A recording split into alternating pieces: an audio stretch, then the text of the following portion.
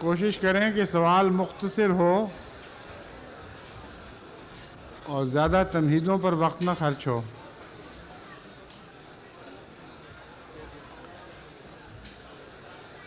Video کے لحاظ سے اچھا ہوگا اگر سوال کرنے والا وہاں آ کے کھڑے. اوپر آ گئے دیر بڑی ہو جائے گی. اچھا ٹھیک ہے. دیر بڑی ہو جائے گی.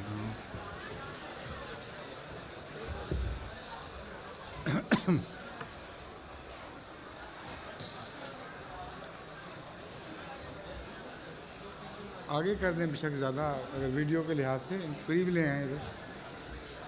لاؤڈ اسپیکر کو آگے کر دیں. مائکرو فون کو. ہاں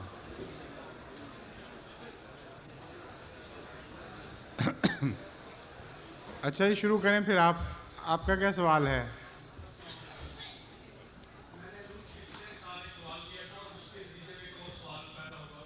پورا 1 سال لگا آپ کو دوسرا نتیجہ پیدا کرنے میں. بچہ پیدا کرنے میں تو 9 مہینے لگتے ہیں صرف.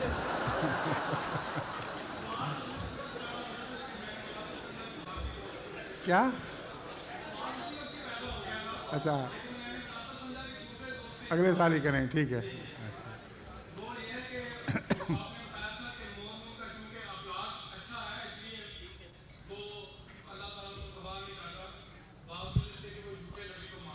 کون؟ نہیں میں نے یہ نہیں کہا تھا. 1 سال میں آپ بات بھی بھول گئے ہیں کچھ. میں نے یہ نہیں کہا تھا کہ ان کو تباہ نہیں کرتا اس لیے کہ اخلاق اچھا ہے. میں نے تو بڑی لمبی آپ کو داستان سنائی تھی. میں نے کہا تھا معاملہ ان کا کنفیوز سا ہے. ابھی تک پوری طرح میں تحقیق کر کے پتہ نہیں کر سکا کہ ان کے بانی کا دعویٰ کیا تھا. اگر اس کا دعویٰ یہ تھا ہی نہیں جو اب منسوب کیا جاتا ہے تو پھر اس کی بے وجہ اس کو پکڑنی ہوگی. اور اس کے علاوہ میں نے یہ ذکر کیا تھا کہ مورمنز باقی عیسائیوں کے مقابل پر بہتر اخلاق والے ہیں. یہ ٹھیک بات ہے. اتنا ہی کہا تھا بس. ایک سوال یہ ہے کہ حضرت خلیفۃ المسیح ثانی رضی اللہ تعالیٰ عنہ نے اختلافات بیان کرتے ہیں بائبل کے اور قرآن کے. اس سلسلہ میں لکھا ہے تفسیر کبیر جلد سوم صفحہ 240 پر بائبل حضرت ہارون کے متعلق کہتی ہے کہ حضرت ہارون حضرت موسیٰ کے خاندان بنی لاوی کا ایک فرد ہونے کی وجہ سے ان کے بھائی تھے نہ حقیقی یا مادری بھائی. چنانچہ لکھا ہے اس خدا نے کہا کیا نہیں ہے لاویوں میں سے ہارون تیرا بھائی ہے. وہ حوالہ ہے. ٹھیک ہے. میں جانتا ہوں کہ وہ فصیح ہے. خروج باب 4 یہ حوالہ آگے دیا ہے. مگر قرآن مجید حضرت ہارون علیہ السلام کو موسیٰ کا سگا بھائی یا ماں کی طرف سے بھائی بتاتا ہے. یہ فرق بیان کیا ہے.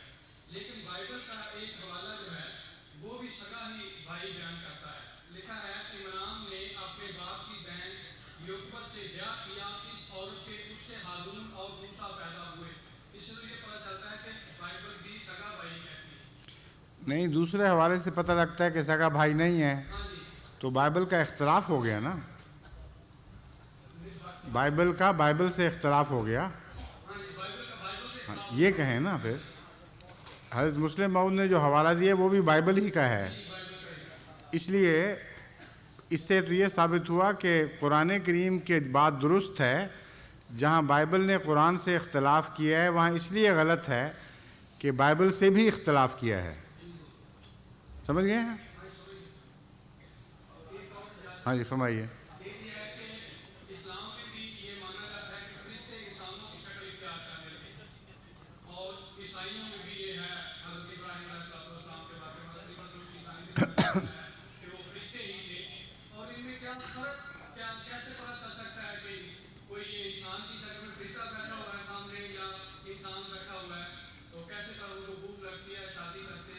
جن کو خدا دکھاتا ہے ان کو اتنی عقل بھی دے دیتا ہے.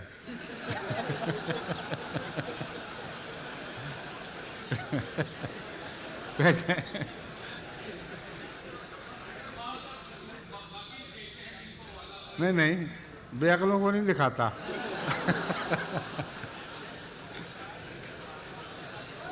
ٹھیک ہے آگے چلیں. اب نیکسٹ آدمی.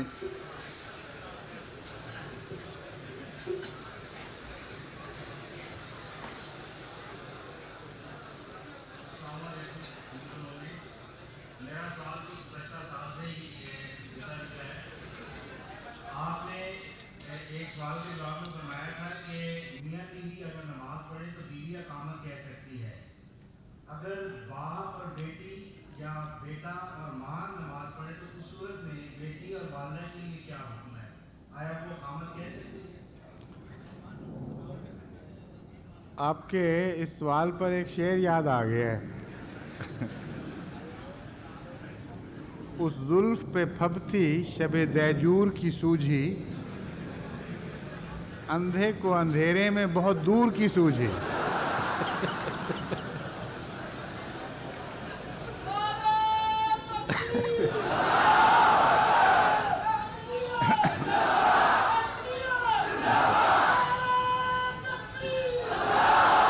نے کہا آپ کن چکروں میں پڑ گئے ہیں، خدا کا خوف کریں، یہ کوئی سوال ہے کرنے والے؟ بیٹی نے اقامت کہہ دی، بیوی نے کہہ دی، بھائی نے کہہ دی، کیا فرق پڑتا ہے؟ آپ ابھی تک اقامت کے چکر سے نہیں نکلے، نماز کب شروع کریں گے؟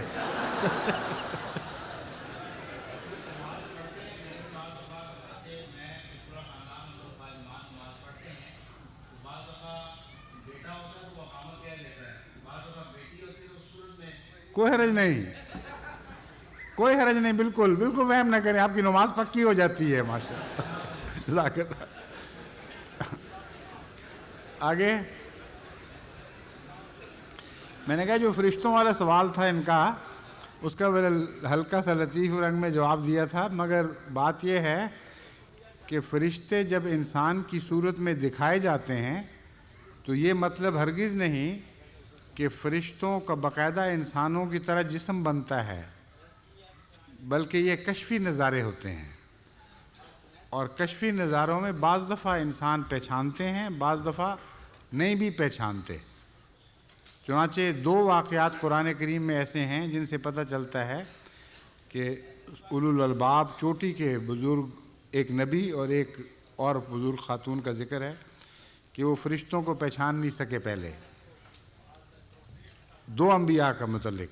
پہلے حضرت ابراہیم کا ذکر ہے کہ جب فرشتے آئے تو وہ جلدی سے اندر گئے تاکہ وہ بھنا ہوا بچڑا لے کے آئے مہمان نوازی کی خاطر۔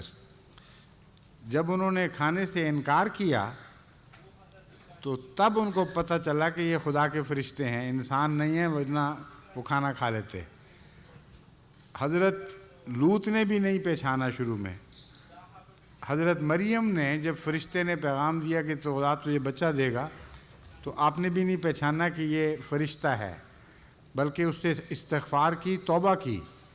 وہ سمجھی کہ بد ارادے سے کوئی آدمی آیا ہے اور بچے کا ذکر کر کے مجھ سے غلط تعلقات قائم کرنا چاہتا ہے۔ تو انہوں نے کہا کہ میں تو بہت نیک خاتون ہوں اور ہرگز مجھ سے کسی بدی کی توقع نہیں کی جا سکتی۔ تب اس نے کہا میں تو خدا کا فرشتہ ہوں اور میں تمہیں یہ پیغام دینے لگا ہوں۔ اس لیے جب خدا تعالیٰ کوئی نظارہ کشفی دکھاتا ہے تو اثر اس وقت طبیعت پہ یہی پڑتا ہے کہ اصل آدمی ہے، لیکن اللہ تعالیٰ خود ہی پھر اس معاملے کو کشف میں ہی سلجھا دیتا ہے۔ اس لیے پہچاننے کی کوئی خاص ضرورت نہیں، کیونکہ خدا خود ظاہر کر دیتا ہے کہ یہ فرشتہ ہے۔ صحابہ کے زمانے، حضرت صلی اللہ علیہ وسلم کے زمانے میں ایک دفعہ ایک شخص آپ کی خدمت میں حاضر ہوا اور اس نے کچھ سوالات کیے، اور جب آپ جواب دیتے تھے تو وہ کہتا تھا ٹھیک ہے ٹھیک ہے، آپ نے سچ فرمایا۔ اس آدمی کے متعلق صحابہ کہتے ہیں کہ ہم نے کبھی اس کو پہلے مدینے میں دیکھا نہیں، مسافر بھی نہیں لگتا تھا، کیونکہ اس کے صاف ستھرے اجلے کپڑے، صاف ستھرا جسم، کوئی مٹی کا کوئی نشان نہیں اس کے چہرے پر، کوئی تھکاوٹ کے اثر نہیں تھے۔ جب اس نے سوال مکمل کر لیے تو اجازت لے کر وہ مجلس سے رخصت ہو گیا اور پھر کسی کو نظر نہیں آیا۔ اس پر حضرت رسول اکرم صلی اللہ علیہ وآلہ وسلم نے فرمایا کہ یہ جبرائیل تھا جو انسانی شکل میں آ کر مجھ سے اس لیے سوال کر رہا تھا کہ تمہاری تعلیم کروں۔ یہ وہ مسائل تھے جو تمہیں بتانے کے لیے آیا تھا، لیکن میری معرفت۔ تو اس لیے فرشتوں کا ہر شخص کا پہچاننا ضروری ہے ہی نہیں، مگر جن پر بھیجے جاتے ہیں اللہ تعالیٰ خود ان کو علم دے دیتا ہے۔ سمجھ گئے؟ اس لیے اگر آپ پر بھی کوئی فرشتہ نازل ہوا تو گھبرائیں نہیں، اللہ تعالیٰ بتا دے گا انشاءاللہ، کوئی بعید نہیں، اللہ کی مرضی شان ہے، جس پر چاہے فرشتے اتارے۔ عام مومنوں کے متعلق قرآن کریم میں فرماتا ہے تتنزل علیہم الملائکۃ اللہ تخافوا ولا تحزنوا، اس لیے ہنسنے کی بات نہیں، واقعتاً فرشتے بندوں پر، عام خدا کے مومن صبر کرنے والے بندوں پر اترتے ہیں۔ اب تیسرا سوال۔ وعلیکم السلام ورحمۃ اللہ۔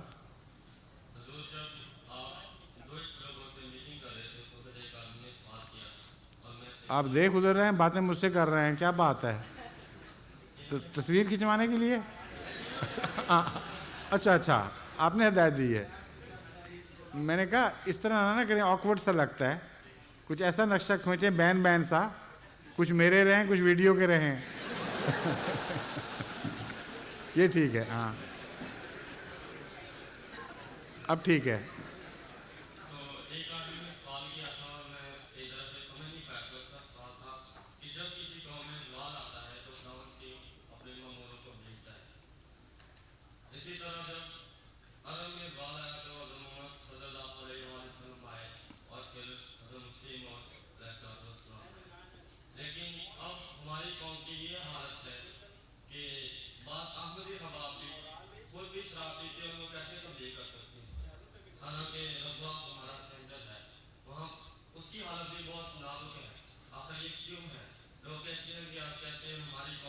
کتنی نازک ہے آپ کے خیال میں؟ آخری دموں پہ ہے؟ آپ مبالغے سے کام لے رہے ہیں، آپ نے قرآن کریم کا مطالعہ نہیں کیا، آپ کو یہ نہیں پتا کہ آن حضرت صلی اللہ علیہ وآلہ وسلم کے تشریف لانے کے باوجود مدینے میں بہت منافق بسے ہوئے تھے جن کا قرآن کریم میں بار بار ذکر ہے، اور جب رسول اللہ صلی اللہ علیہ وسلم نے آنکھیں بند کی تو اکثر عرب مرتد ہو گیا۔ تو اس لیے یہ وہم ہے آپ کو کہ جب خدا کی طرف سے کچھ سچا آتا ہے بزرگ تو اچانک قوم کی حالت بدل دیتی ہے، قوم کی حالت بدلنے کے امکان پیدا ہوتے ہیں، حالت اسی کی بدلتی ہے جو اپنی حالت بدلنے کے لیے دیانتداری سے کوشش کرتا ہے۔ بس قرآن کریم میں اللہ تعالیٰ فرماتا ہے ان اللہ لا یغیر ما بقوم حتی یغیروا ما بانفسہم، اللہ تعالیٰ ہرگز کسی قوم کی حالت نہیں بدلتا جب تک وہ خود اپنے اندر جو حالات ہیں ان کو تبدیل کرنے کا فیصلہ نہیں کرتے۔ بس جب نور آتا ہے تو فائدہ وہی اٹھاتا ہے جو آنکھیں کھولتا ہے، جو آنکھیں بند رکھے اس کو کچھ دکھائی نہیں دیتا۔ دوسرا یہ کہ احمدیوں کے متعلق جو آپ نے اتنا خطرناک تبصرہ کیا ہے یہ بالکل درست نہیں ہے۔ جتنی قربانی پاکستان میں احمدی کر رہے ہیں سچائی کی خاطر، ابتلاؤں میں پڑھ کر خدا کی خاطر ماریں کھاتے، جیلوں میں جاتے، جس طرح ان کے اندر غیروں کے مقابل پر تقوی اور دیانتداری ہے، رشوت نہ لینے کے جرم میں ان کو قید میں ڈالا جاتا ہے بجائے رشوت لینے کے جرم میں۔ تو یہ کہہ دینا چند آدمیوں کو دیکھ کر کہ سارا حال ہی تباہ ہو گیا، یہ تقوی کے خلاف بات ہے۔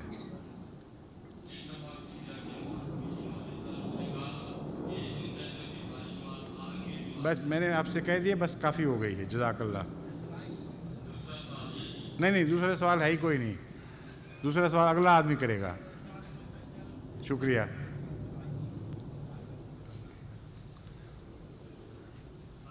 وعلیکم السلام ورحمۃ اللہ۔ جی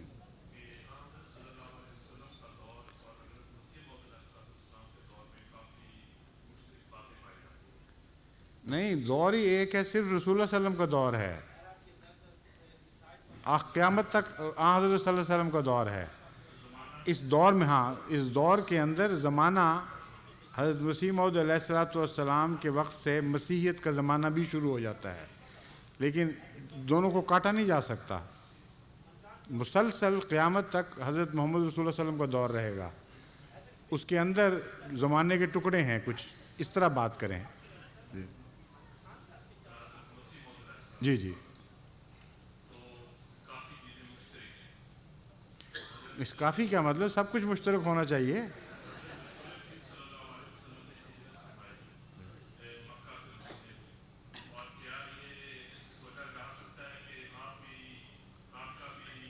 मैं आपको अर्ज़ कर, मैं समझ गया हूँ। आपने जो तमहीद बांधी है उसका और सवाल किया है, उसका जवाब हज़रत मसीह मौऊद अलैहिस्सलाम पहले ही दे चुके हैं। आपने फरमाया कि अल्लाह ताला ने मुझे इल्हामन बताया है कि तुझ पर एक ज़माना मूसा के ज़माने जैसा आएगा, जिस तरह फ़िरौन से वो भागकर हिजरत करके दूर बाहर चला गया था, उसी तरह तुझ पर भी वो ज़माना आएगा। लेकिन साथ ही फरमाया कि इस इल्हाम का मतलब ये नहीं है कि मैं हूँ ज़रूरी, हो सकता है मेरे बाद मेरे किसी खलीफा के ज़रिए अल्लाह ताला इस पेशगोई को पूरा फरमाए। तो आपके सवाल का जवाब तो हज़रत मसीह मौऊद अलैहिस्सलाम पहले ही दे चुके हैं। जी, अस्सलाम वालेकुम।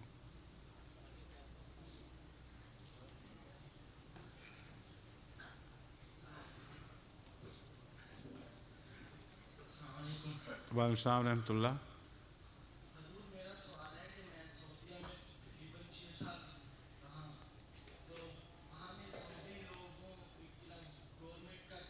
ज़रा इसको ऊंचा कर दें माइक्रोफोन को। ठीक है, हाँ जी। क्योंकि सऊदी गवर्नमेंट में ये असूल है कि वहाँ पर तबलीग ही की जा सकती है। तो अगर जब सऊदी लोग कहते हैं कि हमें ये चीज़ का नहीं पता कि हज़रत मसीह मौऊद आए हैं या नहीं आए, ठीक, तो जब क़यामत का दिन होगा और जब उनसे खुदा ताला मतलब पूछेंगे, तो वो लोग कहते हैं, सऊदी लोग ये कहते हैं कि हमें किसी ने नहीं आके मतलब बताया कि हज़रत मसीह मौऊद आए हैं, तो हमने इस दिन नहीं माना। तो मेरा ये मतलब है कि क्या वो सऊदी लोगों की माफ़ी होगी उस दिन कि वो लोग ये कह सकते हैं कि हमें किसी ने नहीं आके बताया। और एक अगर कोई शख्स आंखें बंद कर ले और रोशनी उस तक ना पहुँचे और फिर ठोकर खाए रास्ते में और गिरे, तो कहे मुझे चोट नहीं लगनी चाहिए क्योंकि मुझ तक रोशनी पहुँची ही नहीं, तो उसका ये उज़र दुरुस्त होगा? अगर आंखें खुली हों और रोशनी ना पहुँचे तो फिर ऐसा शख्स बेकसूर है। लेकिन अमदन आंखें बंद करे और पैगाम सुनने से इनकार कर दे, कान भी बंद कर ले, तो उसका ये उज़र काबिल कबूल नहीं होगा। ये लोग जब बाहर निकलते हैं तब भी बात नहीं सुनते, तजुर्बा करके देखें। बस जिन्होंने पहले ही अपने आप को मुट्ठी की तरह बंद कर लिया है और अपने मौजूदा हाल पे राज़ी हैं, उनसे जब खुदा ताला सवाल करेगा तो अपने इल्म के मुताबिक उनसे मुआमला करेगा। अगर अहमदियत का पैगाम या मसीह मौत का पैगाम उन तक ना पहुँचने में वो उनका कसूर ना हुआ, तो ये हो ही नहीं सकता कि अल्लाह ताला ना बेवजह उन पर नाराज़ हो। लेकिन अगर उनका कसूर हुआ और उनकी नीयतों का फतूर शामिल हुआ, तो फिर अल्लाह ताला उनसे वही मामला करेगा जो चाहेगा।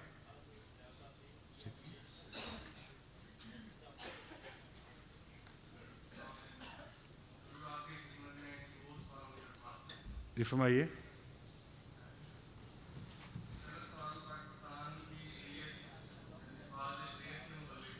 एक सेकंड मैं ऐलान कर दूं, ज़ियाउल्लाह ताहिर अगर ये ऐलान सुन रहा हो तो स्टेज पर आ जाए। अमीर साहब जर्मनी का बेटा ज़ियाउल्लाह ताहिर यहाँ बैठा हुआ है कहीं? हैं? ज़िया आ जाओ, डरो नहीं, कोई नहीं तुम्हें कुछ कहता, आ जाओ आ जाओ।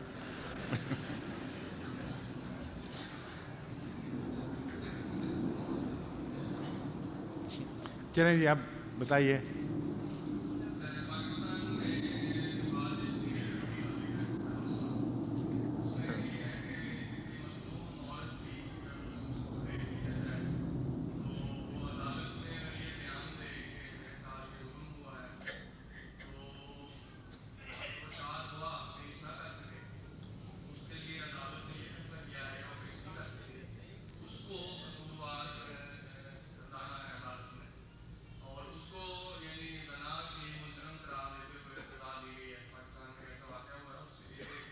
ठीक है, मैं समझ गया हूँ जी। हाँ हाँ, ठीक है, ठीक है। उसमें जो लिखा है इसने ये कानून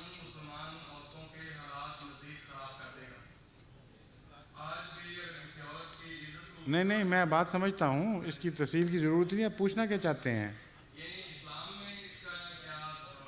नहीं, गैर इस्लामी पाकिस्तान में जो इस्लाम को बदनाम करने के लिए हरकतें कर रहे हैं, उनमें से एक ये भी है। बिल्कुल नाजायज़ फ़ैसला है।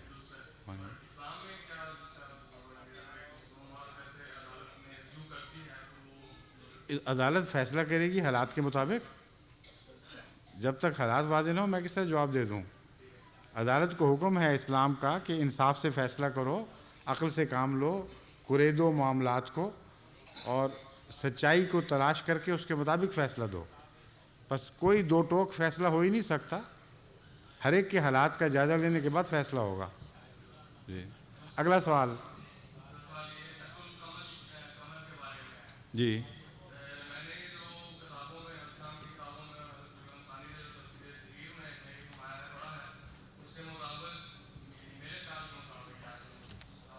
नहीं बेशक बताइए बेत कल्फी से। हाँ जी, फरमाइए।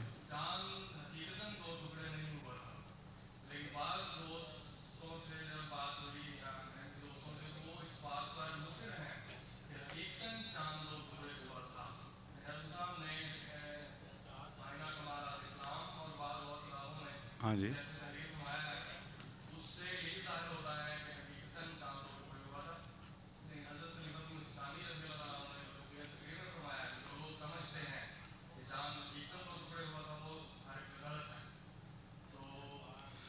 इबारतें हैं जब आप कोट करते हैं तो एहतियात का तकाजा ये है कि असल इबारत कोट की जाए, क्योंकि इतने बड़े मजमे में आप एक इबारत कह रहे हैं, हो सकता है उसमें कुछ फ़र्क हो और गलत तासुर लोगों पर पड़े। इसलिए आइंदा से याद रखें कि ऐसे सवालात करने हों जिनका ताल्लुक़ हज़रत मसीह मौऊद अलैहिस्सलाम या खुलफ़ा की तहरीरों से हो, ऐसी सूरत में वो तहरीरें सामने रख कर बात करनी चाहिए।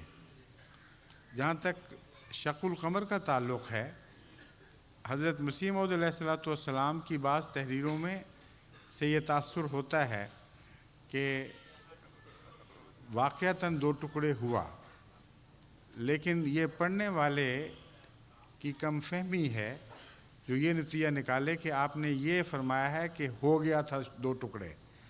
हज़रत मसीह मौऊद अलैहिस्सलाम ने एक से ज़्यादा जगह इम्कानी बहसें की हैं। बाज़ जगह आप लिखते हैं कि अगर दो टुकड़े हुआ हो तो इसे खिलाफ़ कुदरत करार देकर रद्द नहीं किया जा सकता, क्योंकि वसी इलाके पर फैली हुई गवाही जो हिंदुस्तान तक मिलती है ऐसे लोगों की है जिन्होंने चाँद को वाक़अतन दो टुकड़े होते देखा। इसलिए इस वसी शहादत के बाद हम किसी और बहस को कबूल नहीं करेंगे। दूसरी जगह हज़रत मसीह अलैहिस्सलाम ने इसको एक अज़ीम कशफ़ के तौर पर भी पेश किया, ये भी इम्कान है। इसलिए जब हज़रत मसीह मौऊद अलैहिस्सलाम मुख्तलिफ़ इम्कानात खोल रहे हैं तो आजकल किसी का ये कह देना कि नहीं आप यकीनी तौर पर सिर्फ दो टुकड़े समझते थे, ये दुरुस्त नहीं है।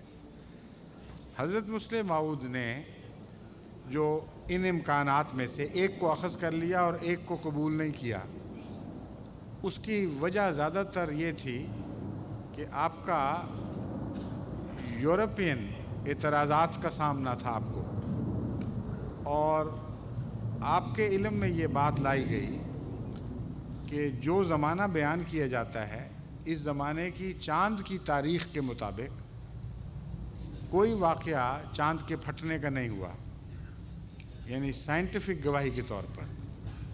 इसलिए एक ऐसी बात आपके इल्म में लाई गई जो हज़रत मसीह मौऊद अलैहिस्सलाम के ज़माने में आपके सामने पेश नहीं की गई। उस पर आपके नज़दीक सिर्फ एक ही तशरीह बाकी रह गई कि जो भी हुआ है वो वाक़अतन फटना नहीं हुआ, बल्कि वैसा फटना देखा गया है। इसके कई इम्कानात हैं। मैंने एक इंग्लिस्तान की मजलिस में एक इम्कान ये पेश किया था कि बाज़ दफ़ा ये यहाँ ज़मीन के मुतल्लिक़ हमारा मुशाहदा है, साइंसदानों ने बयान किया है कि मीटियोर यानी आसमान से जो टुकड़े गिरते हैं वो अगर बहुत बड़ा टुकड़ा कोई ज़मीन में या समंदर में गिरे तो इतना बड़ा तूफ़ान आ सकता है कि उस लाइन में उफक तौफक सारी फिज़ा या मॉइस्चर से या गर्द से भर जाए। दूर की दुनिया से अगर कोई उस वक्त इस दुनिया को देख रहा हो तो उसे बिल्कुल यूँ लगेगा जैसे ज़मीन दो टुकड़े हो गई है। और चाँद के मुतालिक साइंसदान ये बताते हैं कि वहाँ कसरत के साथ मीटियोर्स गिरते रहते हैं और माता ज़दा चेहरे की तरह चाँद का चेहरा है, जैसे चेचक हुई हो, बड़े बड़े गड़े पड़ जाते हैं। वजह यह है कि चाँद की फ़िज़ा कसीफ नहीं, हल्की है, और हल्की फ़िज़ा में आसमानी टुकड़े बग़ैर जले सीधा ज़मीन तक, चाँद की ज़मीन तक पहुंच जाते हैं। तो हरगिज़ बईद नहीं है कि कोई ऐसा बड़ा आसमान का में जव में फिरने वाला टुकड़ा, पत्थर क्या है किसी मादे का, वो इस तरह चाँद पर गिरा हो कि गर्द व गुबार का एक तूफ़ान उठ खड़ा हुआ हो और दुनिया से देखने वाले को यूं दिखाई दिया हो कि अब चाँद के बीच में खला आ गया है, आधा इधर हो गया आधा इधर हो गया। तो इम्कान मौजूद हैं, और ये इम्कान भी मौजूद है कि वहाँ कुछ ना हुआ हो और आलमी कशफ दिखाई दिया हो। अल्लाह ताला ने एक वसी पैमाने की आँखों पर कशफन ये नज़ारा ज़ाहिर फरमाया हो कि चाँद दो टुकड़े हुआ है। ऐसे वसी कशफ भी मज़हबी दुनिया में मिलते हैं। हज़रत उमर का कशफ है, आपने बहुत दूर शिमाल में अब एक फ़ौज को जिसका सरदार सारिया था गलत हरकत करते हुए, गलत इक़दाम करते देखा।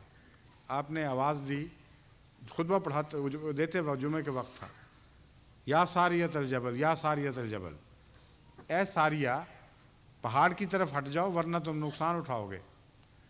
ये आवाज़ वहाँ सिर्फ सारिया ने नहीं सुनी, सारी फ़ौज ने सुनी।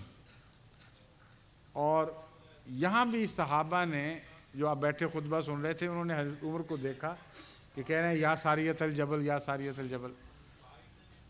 जुमे के बाद उन्होंने पूछा कि या हज़रत आपने ये क्या बीच में कहा था? आपने फरमाया मैंने देखा था कि सारिया हमारी फ़ौज को पहाड़ के दामन से हटाकर दुश्मन पर हमला करने के लिए ले जा रहा है, और दुश्मन ज़्यादा ताकतवर था। अगर उसकी पीठ नंगी हो जाती फ़ौज की तो वो हमारी फ़ौज ने शिकस्त खा जानी थी। तो मैंने चूँकि नज़ारा देखा, बेख्तियार मेरे मुंह से निकला या सारियत अल जबल, या सारिया पहाड़, जबल जबल जबल, पहाड़ की तरफ, पहाड़ की तरफ। बाद में वहाँ से पैगाम्बर आया और उसने बैने ही ये वाक़या सुनाया। तो इस दुनिया में कतई शवाहिद मौजूद हैं कि आलमी कशफ के ज़रिए एक नज़ारा कसरत से लोगों को दिखाया जा सकता है। इसलिए ये मसला कोई उलझा हुआ मसला ही नहीं है। ये कतई बात है कि जब हज़रत सल्लल्लाहु अलैहि वसल्लम ने उंगली उठाई चाँद की तरफ, तो उस वक्त अहले अरब ने चाँद को ज़रूर फटते हुए देखा है।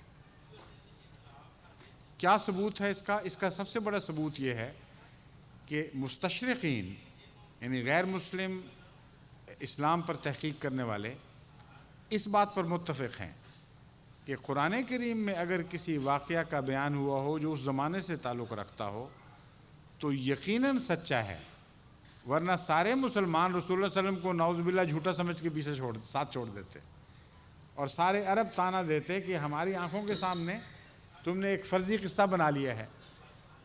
इस असूल के ताबे जब कुरान करीम में ये आयत मिलती है, इक़्तरबत इस्साअतु वन्शक़्क़ल क़मर, कि क़यामत की घड़ी करीब आ गई क्योंकि चाँद दो टुकड़े हो गया, तो लाज़िमन अहले अरब ने उसको दो टुकड़े होता हुआ देखा होगा।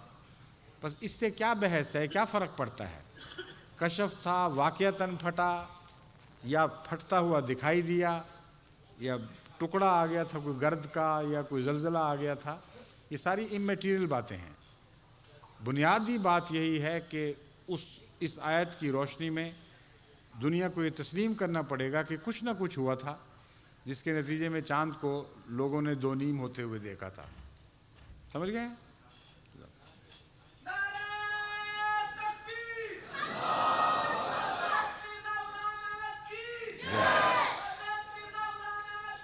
जय अल्लाह अकबर। प्लीज फरमाइए।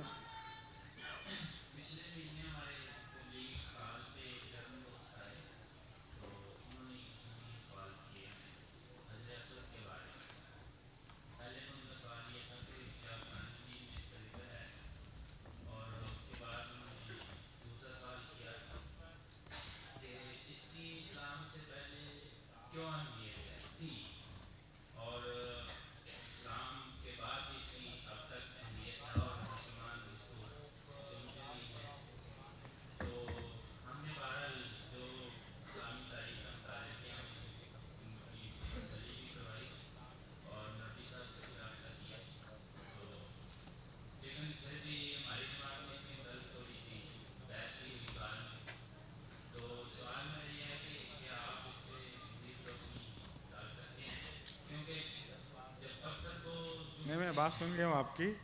इस मौजू पे तो मैं इतनी दफ़ा बात इजहार ख्याल कर चुका हूँ, मुझे ताज्जुब है कि आप तक खबर क्यों नहीं पहुँची अभी तक।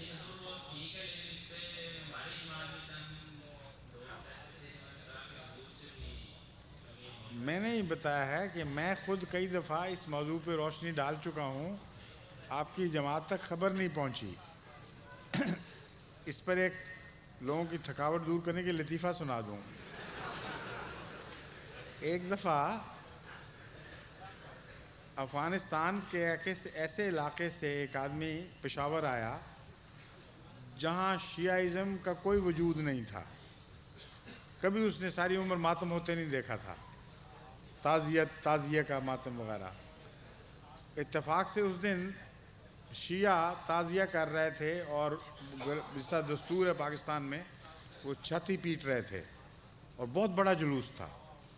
तो वो समझा कि बहुत बड़ा कोई आदमी फौत हुआ है जो इतना बड़ा शहर मातम कर रहा है। उसने पूछा कि बताओ कौन फौत हुआ है? तो उन्होंने कहा हज़रत इमाम हुसैन। उसने कहा अच्छा, ये खबर यहाँ अब पहुँची है? 1300 साल हो गए, आज इतला पहुँची है ये। तो बाज़ जगह वाक़यात तो हुए होते हैं, इतलाएँ नहीं पहुँचती।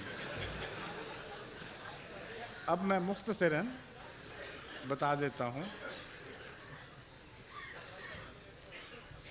सवाल की वहाँ बहस हुई है, इख्तिसार से पहले मुझे वो बताएं ताकि मैं ऐसा जवाब दूं जिसका उस बहस से ताल्लुक़ हो, वरना मैं वसी पैमाने पर इस पर रोशनी डालता रहा हूँ।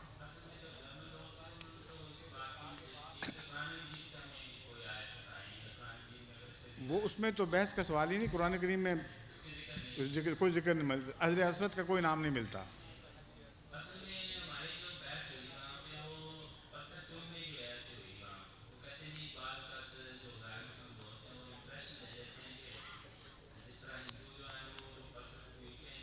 ये बात तो आम कसरत से लोगों में मालूम है, जब मुख्तलिफ़ वक्त में उलमा भी इज़हार ख्याल कर चुके हैं और अहादीस भी जमात के लेक्चरों में पेश की जाती हैं। हदीस तो नहीं कहना चाहिए, असर यानी हज़रत उमर की रवायत। हज़रत उमर रज़ी अल्लाह ताला अन्हो ने हजर असवद को देखते हुए कहा कि तू एक पत्थर ही तो है, तेरी कोई हैसियत नहीं। उमर कभी तुझे प्यार न करता अगर हज़रत मोहम्मद रसूलुल्लाह सल्लल्लाहु अलैहि वसल्लम को उसने प्यार करते हुए ना देखा होता है। हाँ, तो ये जब इल्म है, आपके इल्म में बात है असल। अब मैं आपको मुख्तसर पस मंज़र बताता हूँ। हज़रत सल्लल्लाहु अलैहि वसल्लम ने एक मौके पर फरमाया कि हजर असवद वो पत्थर है जो उन पत्थरों में से है, यानी जो खाना काबा की तामीर के वक्त आसमान से उतारे गए थे और पहले इसका रंग सफ़ेद था। जब ज़मीन की फ़िज़ा में दाखिल हुआ तो ज़मीन की गुनाहों की वजह से इसका रंग काला हो गया। इसमें बहुत गहरी हिकमत की एक बात बयान फरमाई गई, एक से ज़्यादा हिकमत की बातें बयान फरमाई गई। पहली बात तो ये मालूम होती है कि खाना काबा की पहली तामीर जब भी हुई है, जिस खुदा के बंदे ने किया, हज़रत आदम थे या जो भी था, उस वक्त खुदा ताला ने आसमान से ताल्लुक़ कायम करने, ज़ाहिरी ताल्लुक़ कायम करने के लिए वहाँ मीटियोर्स की बारिश बरसाई होगी। اور بہت دفعہ ایسا ہوا ہے کہ زمین میں داخل ہونے والے ٹکڑے، پتھر وغیرہ کے ٹکڑے، وہ پوری طرح نہیں جلتے بلکہ کچھ نہ کچھ زمین پہ گر بھی جاتے ہیں، اور اگر وہ سفید رنگ کے بھی ہوں جب فضا میں داخل ہوں تو فرکشن کی وجہ سے جل کر، تبھی شعلہ نظر آتا ہے ان کا، وہ کالے ہو جاتے ہیں، سلیٹی سا رنگ پڑ جاتا ہے۔ تو آن حضرت صلی اللہ علیہ وآلہ وسلم نے جو پردہ اٹھایا ہے اس مضمون سے، وہ یہ بنتی ہے بات کہ خدا تعالیٰ نے یہ فیصلہ کیا کہ پہلا گھر جو میری عبادت کے لیے قائم کیا جائے، اس کے پتھر بھی زمین سے استعمال نہ ہوں بلکہ جو سے آئیں۔ جب وہ فضا میں داخل ہوئے تو وہ جل کر رنگ بدل گئے، اور ان پتھروں سے پہلی بنیاد ڈالی گئی ہے خانہ کعبہ کی۔ حضرت ابراہیم علیہ السلام نے جب خانہ کعبہ کی تلاش کی تو وہ سطح عرض سے مٹ چکا تھا، اور بڑی مشکل سے کھنڈروں کی تلاش کی آپ نے، ایک آدھ دیوار تھوڑی سی قائم تھی، باقی سب ختم ہو چکا تھا۔ میرا یہ تاثر ہے کہ یہ پتھر حجر اسود کا اسی کا بقیہ، اسی کا تبرک ہے، اور چونکہ پہلے واقعہ کی یاد دلاتا ہے، اور خدا تعالیٰ نے آسمان سے خالصتاً اپنے بیت کی تعمیر کے لیے بھیجا تھا، اس محبت کے نتیجے میں، نہ کہ نعوذ باللہ عبادت کے رنگ میں، رسول اللہ صلی اللہ علیہ وسلم نے اس کے بوسے لیے، اور یہی رواج پھر آگے چل پڑا۔ یہ باتیں میں آپ کو عرض کر رہا ہوں کہ میں اس سے پہلے کئی دفعہ بیان کر چکا ہوں، ہے نا؟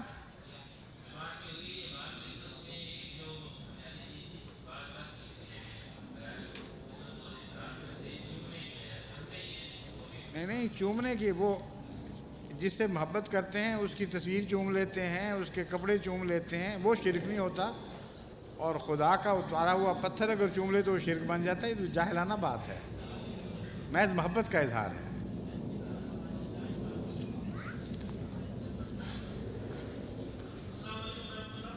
وعلیکم السلام ورحمۃ اللہ۔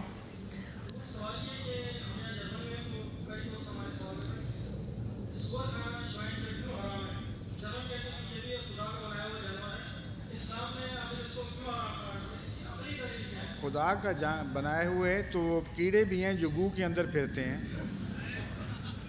وہ شیطان نے بنائے ہیں؟ نہیں، آپ کی عقلی دلیل کا جواب تو میں نے دے دیا نا، کہ جو خدا نے چیز بنائی ہے کھا جاؤ۔ جرمن نہیں خدا نے بنائے، ان کو بھی کھا جائیں گے آپ؟ آج کی مجلس میں اس کا میں جواب دے چکا ہوں۔ یہاں جو گفتگو ہوئی تھی، آج صبح بچوں کی مجلس میں بھی جواب دیا تھا، اور بعد میں دوسری بڑی مجلس میں بھی جواب دے چکا ہوں، اس لیے وقت تھوڑا ہے، اس کو دہرانے کی ضرورت نہیں، آپ کیسٹ لے کے سن لینا، سمجھ گئے؟ اس کا جرمن زبان میں ترجمہ بھی ہو چکا ہے۔ جزاک اللہ۔ آگے چلیں۔ وعلیکم السلام ورحمۃ اللہ۔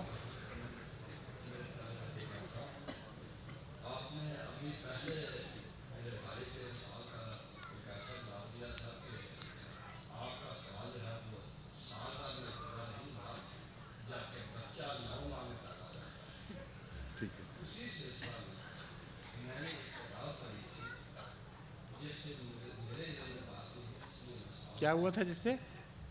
کہ حضرت امام حسین جو ہے وہ اپنے بڑے بھائی حضرت امام حسن علیہ السلام سے 6 ماہ اور 10 دن بعد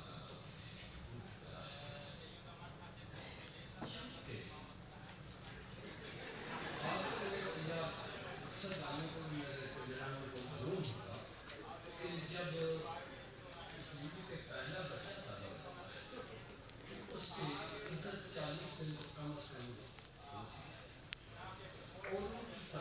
اس کا نتیجہ کیا نکلتا ہے؟ اس کا میری بات سنیں، میں آپ کی بات سمجھ گیا ہوں، پیغام بڑی دیر سے مجھے ملا ہوا ہے۔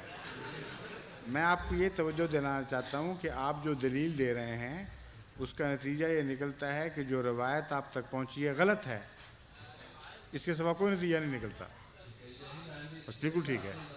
क्योंकि 6 महीने से पहले 6 महीने से पहले अगर बच्चा हो, क्योंकि वो मुद्दत अगर 6 महीने 10 दिन बाद पैदा हुए तो जो जब हमल बना है वो इससे भी पहले का वाक़या है लाजमन। यानी मतलब ये है कि कुछ इंतज़ार किया होगा पहले बच्चे के बाद, तो वो भी कट जाएगा ना ज़माना इसमें से, तो ऐसा बच्चा तो ज़िंदा ही नहीं रह सकता। जो 6 माही बच्चा है वो तो रह जाता है, मगर 5 माह का या 4.5 माह का बच्चा नहीं ज़िंदा रहता। इसलिए ज़्यादा से ज़्यादा ये माना जा सकता है कि पूरी 9 महीने की मुद्दत से पहले आप पैदा हो गए थे, जिस तरह बाल बच्चे पहले पैदा हो जाते हैं। मगर ये जो वाक़या आप बता रहे हैं ये काबिल कबूल नहीं है, ये रवायत रद्द करने के लायक है। जज़ाकल्लाह।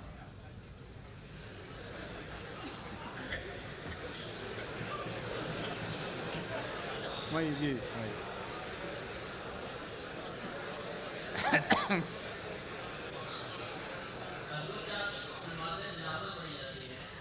तो मैंने अक्सर नोट किया है कि कहते हैं कि वो तादाद जो है सफ़ों की वो ताक में होनी चाहिए। अरे नोट किया, कापी पे तो नोट कर लिए। मैंने नोट किया वैसे। हाँ हाँ। तो इसकी कोई खास इस्लामी नुक्ता निगाह से क्या वजह है? लेकिन हाँ हाँ। अगर कोई जैसे बहुत बड़ा कोई आदमी मर जाए तो उसमें लाखों हज़ारों की तादाद में लोग आते हैं, लेकिन उसमें इस बात का ख्याल नहीं रखा जाता। नहीं रखा जाता। मैंने मेरे विचार में ये बात है उसमें ख्याल नहीं रखा जाता। मुझे यहाँ तक याद है जब खलीफा मसीह सालिस का जनाजा हुआ था तो मैंने ऐसी कोई बात नहीं देखी। मैंने देखी थी। आपने देखी होगी, हाँ। मेरे हाँ, ज़रूरी नहीं कि आपके इल्म में हो। रब्वा में या कादियान में जितने जनाजे होते हैं उनमें सफ़ों का ज़रूर ख्याल किया जाता है, बल्कि बसा औक़ात इंतज़ार किया जाता है जब तक ख़बर पीछे से ना आ जाए कि सफ़ें ताक हो गई हैं, उस वक्त तक नमाज जनाजा शुरू नहीं की जाती। इसलिए बाज़ दोस्त एक तरफ होते हैं कहीं, ज़रूरी तो नहीं उनको पता लग जाए कि क्या हो रहा है, इसलिए आपके इल्म में बात नहीं आई। ख्याल ज़रूर रखा जाता है। जहाँ तक ये सवाल है कि क्यों ताक की फ़िक्र की जाती है, इसलिए कि रसूल सल्लल्लाहु अलैहि वसल्लम ने फरमाया नसीहतन कि ताक सफ़े बनाया करो, और उसकी वजह ये एक दूसरे मौके पर आपने फरमाया कि अल्लाह ताला ख़ुद ताक है और ताक को ज़्यादा पसंद करता है। आपने वज़ू में नहीं नोट किया कभी? जनाजे में जो नोट करते हैं वज़ू को नहीं नोट करते। 3 दफ़ा कुली, 3 दफ़ा नाक की सफाई, 1 दफ़ा मसा, 1 दफ़ा पाँव का मसा, तो या 1 है या 3 है। तो इससे पता चलता है कि रसूलुल्लाह सल्लल्लाहु अलैहि वसल्लम ताक का ख्याल रखा करते थे। फिर आपने ये क्यों नहीं नोट किया कि नमाज़ों में सारा दिन की नमाज़ें, फ़र्ज़ नमाज़ें मगरिब के ज़रिए ताक हो जाती हैं, और सारा दिन की गैर फ़र्ज़ नमाज़ें वितर के ज़रिए ताक हो जाती हैं। समझे आप पॉइंट? और 5 नमाज़ें भी ताक ही हैं, 5। तो इस लिहाज से ताक का मज़मून बहुत कसरत से फैला हुआ नज़र आता है। बस जनाज़ों की सफ़ों में भी अगर दिखाई दे तो कोई ताज्जुब की बात नहीं। समझ गए?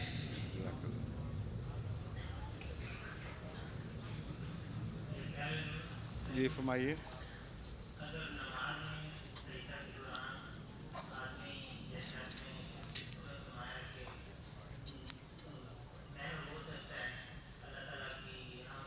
जी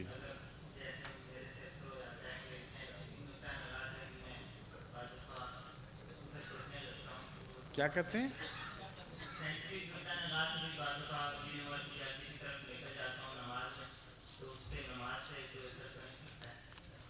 ये डिपेंड करता है किस तरफ निकले हैं आप।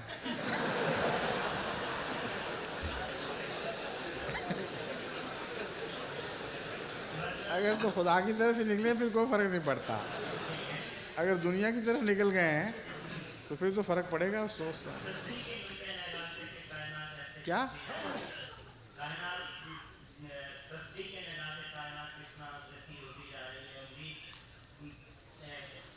ہاں وہی تو کہہ رہا ہوں، اگر خدا کی طرف دماغ نکلتا ہے تو کوئی حرج نہیں ہے، محفوظ ہیں، دوسری طرف نہ نکلنے دیا کریں. مگر پھر بھی انسان ہے، کمزوری ہو جاتی ہے. اس کا یہ مطلب تو نہیں کہ ہر انسان توجہ ہمیشہ قائم رکھ سکتا ہے. بعض دفعہ ایک خیال آتا ہے، اس سے بھٹکتے بھٹکتے آدمی کہیں اور پہنچ جاتا ہے، پھر کوشش کر کے واپس لانا پڑتا ہے. تو یہ جد و جہد ہے، استغفار کر لینا چاہیے اور وہموں میں نہیں مبتلا ہونا چاہیے. ہمیشہ کوشش کرتے رہنا چاہیے کہ توجہ ہمیشہ خدا کی طرف رہے. اور اس کے باوجود جو انسان سے غلطیاں ہو جاتی ہیں اللہ معاف فرما دیتا ہے. آگے ختم ہو گئی مجلس؟ آج تو جلدی ختم ہو گئی ہے.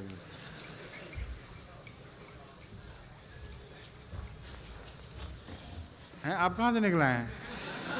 واپس آ گئے؟ آپ چلیں بتائیں کیا بات.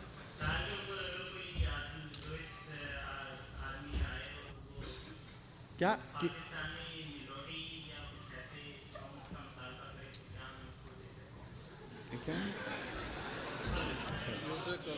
کریں گے پاکستانی میوزک کا مطالبہ کریں.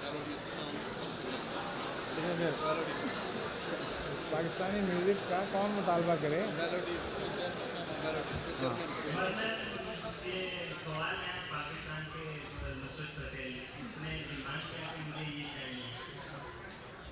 آپ کو کیا اعتراض ہے اس پر ان کو دینے میں؟ ہیں؟ ہاں دے دیا کریں، کوئی حرج نہیں. جزاک اللہ، شکریہ. اچھا جی، اب آج کی مجلس ختم ہوتی ہے کیونکہ کافی تاخیر ہو چکی ہے، دیر ہو رہی ہے. ویسے آپ لوگوں کے ساتھ مجلس کا بڑا لطف آتا ہے بیٹھنے کا، زیادہ وقت ہو تو زیادہ اچھا ہے. لیکن آج چونکہ تبلیغی مجالس بہت لمبی چل گئیں، اس لیے آپ کو اگر انتظار کرنا پڑے تو آپ کا انتظار ثواب ہے، باعث ثواب ہے. کیونکہ بہت اچھی تبلیغی مجلسیں مختلف قوموں کے ساتھ چل رہی تھیں. اس لیے اگرچہ آپ کو تکلیف تو ہوئی ہوگی دیر کی وجہ سے، لیکن آپ اس بات پر اطمینان رکھیں کہ اللہ تعالیٰ اس تکلیف کی آپ کو جزا دے گا. کیونکہ میں خدا کے کام ہی میں مصروف تھا اور اس کی وجہ سے آپ کو انتظار کرنا پڑا. ایک سوال صرف اور کی اجازت دوں گا. نائجیرین دوست تشریف لائے ہیں، لیکن افریقنوں کے لیے ہم نے الگ مجلس رکھی ہوئی تھی. چاہیے تو یہ تھا کہ وہاں سوال کرتے، لیکن اب میں آپ کو اجازت دے دیتا ہوں. Just once I invite you to ask your question despite the fact that for English speaking Africans we had a separate session just before I came over to this place, and you perhaps either were not informed or you missed it.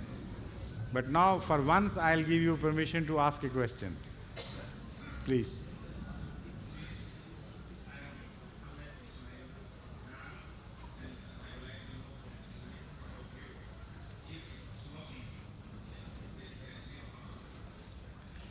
I have repeatedly answered this question. Smoking is not forbidden religiously. From the religious point of view, smoking is not forbidden. According to Hazrat Masih Maud alayhi salatu wassalam, no one has a right, however may he dislike a thing, to declare something forbidden which is neither forbidden in the Quran nor forbidden by Hazrat Muhammad Rasulullah sallallahu alaihi wasallam. So smoking does not fall into that category at all. But it falls into the category of things which are injurious for health. So common sense should be used, and one should try to abstain from everything which is harmful. But those who have become addict, who cannot leave it entirely, you can't say they are criminals in the sight of Allah. They are only harming themselves. Right? You know, I know the background of your question. I know in African countries, there are many people who smoke and also drink. And somehow this is connected. And also indulge in other vices. So to stop this, some Ahmadi missionaries in the beginning overemphasized their forbidding smoking, because they knew if they permitted smoking, they would also indulge in other bad things. But still, you must remember, from religious point of view, smoking is not forbidden. It should be discouraged as bad habit. Right. अच्छा, अब आप में से बाज़ों को तो मेरा ख्याल है नहीं आती होगी अंग्रेज़ी, हाजी नज़ीर जितनी तो आती होगी। हाजी साहब हैं यहाँ? हाजी नज़ीर साहब को जानते हैं ना अक्सर लोग, आप कि नहीं जानते? रब्बा वाले तो सारे जानते हैं। हाँ, कपड़े वाले नहीं, अंग्रेज़ी वाले। उनको शौक़ था अंग्रेज़ी बोलने का, वो कोई लफ्ज़ टेढ़ा सा अदा करके तो समझते थे अंग्रेज़ों की तरह मुंह बना लूँ तो अंग्रेज़ी बन जाती है। तो लोगों ने आहिस्ता आहिस्ता उनसे मोहब्बत भी बड़ी थी लोगों को, प्यार के रंग में, बुरे रंग में नहीं, छेड़ने की खातिर उनको कहना शुरू कर दिया, आप तो बड़ी अच्छी अंग्रेज़ी बोलते हैं। यहाँ तक कि उनको यकीन हो गया कि मुझे अंग्रेज़ी आती है। मैं जब पिछली दफ़ा फ्रैंकफर्ट आया तो नमाज के बाद मजलिस लगी, उसमें मेरे सामने जर्मन अहमदी दोस्त बैठे थे, उनसे मैंने अंग्रेज़ी में बात शुरू कर दी। तो बाकी बाज़ दोस्तों को समझ नहीं आ रही थी, मेरी नज़र हाजी साहब पर पड़ी। मैंने कहा, हाजी साहब आपको तो समझ आ गई होगी ना? कहते नहीं, मैं जर्मन नहीं आंदी।